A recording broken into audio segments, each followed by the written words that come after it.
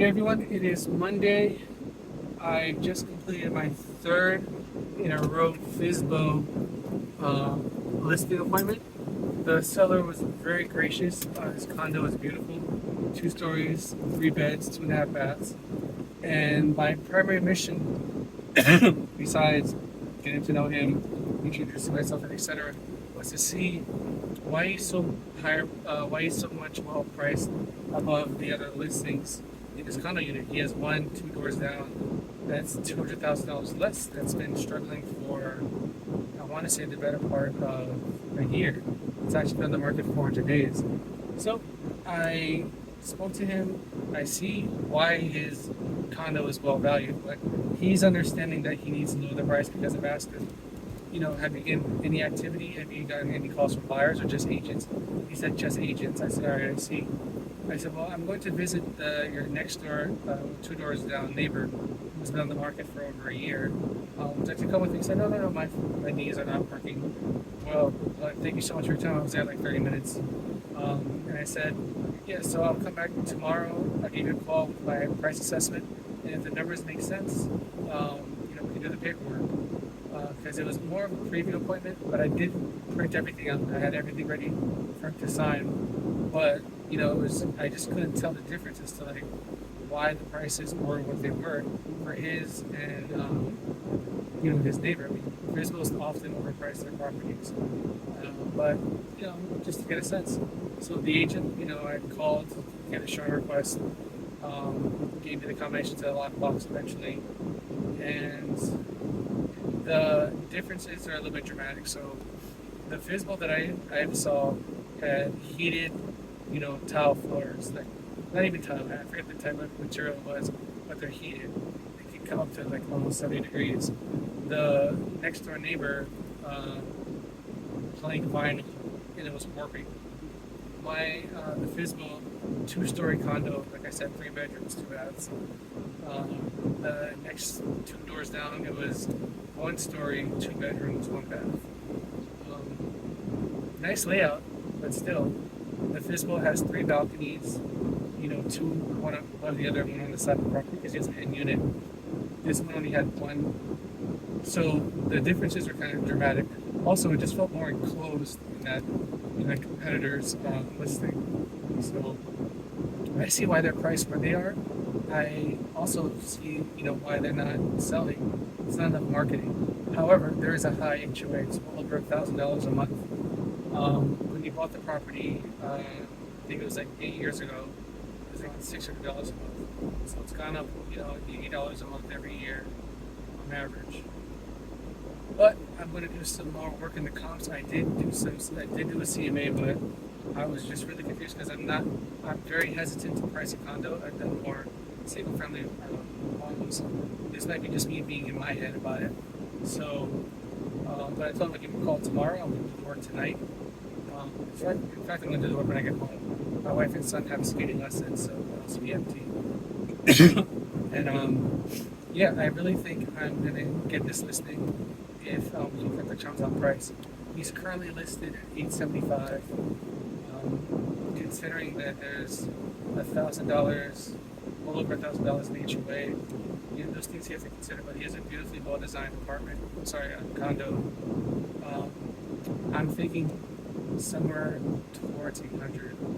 That being said, I need to justify that price by running the comps way more thoroughly. Now that I've been inside, I think 3 condos in the same general vicinity. Similar views of the ocean. He had a wonderful view of the bay and some sandbars. So, I think today was a good day. I could have pushed to get the listing, but I wanted to have the credibility of having a price that he can live with.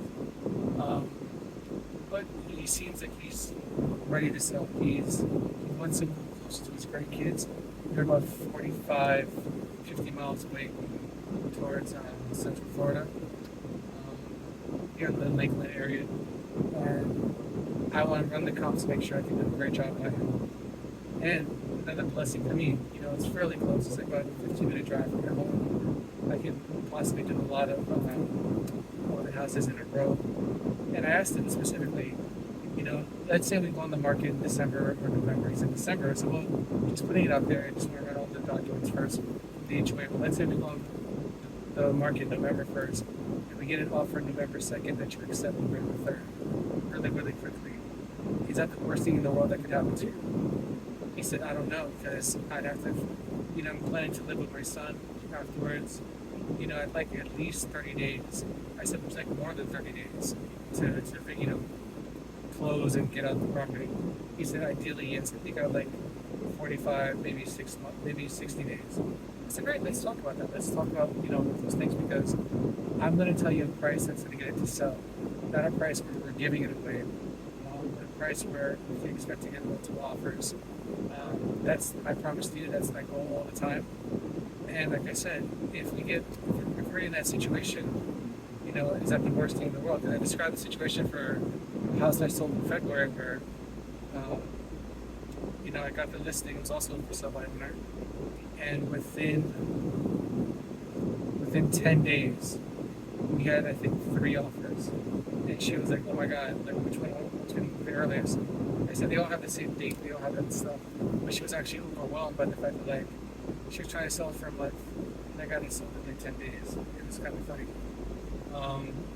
But ever since that situation, I asked every for sale by owner, and I asked also my expired listings that same question. I assume they've had that conversation with their previous agent. What I've learned not to assume, I used to assume a lot, but I asked for sale by owners all the time. If you got an offer immediately that you accepted, that'd be the worst thing in the world.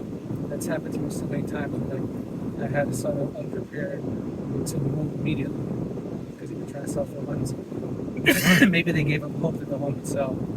And so he appreciated the question. He thought about it. He said, I'd have to talk to my son about this. Well, there's nothing we have to do now.